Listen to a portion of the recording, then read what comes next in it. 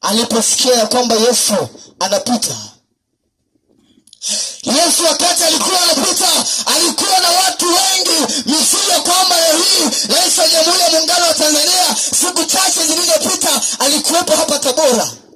Sasa wakati rais alipofika hapa Tabora, ili uweze kumuona ilikuwa ni swala gumu sana, kwa sababu ulinzi ulikuwa umeimarishwa kila sehemu. Utanielewa? Bwana Yesu asifiwe sana.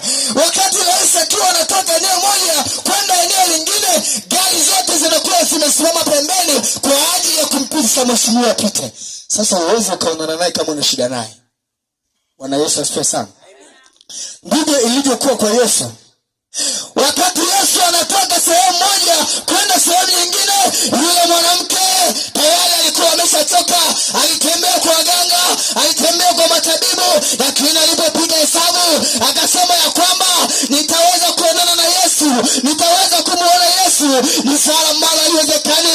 Akakusudia moyoni mwake, nitakapomuona Yesu, hata kama nisipoongea naye, hata kama nisipomsalimia, lakini nitakapogusa pindo lake, nitakapogusa pindo lake, hakika nitafunguliwa, hakika kilio changu kitapona. Ndipo akajinyenyekesha katikati ya watu, akagusa pindo la Yesu na akapokea uponyaji.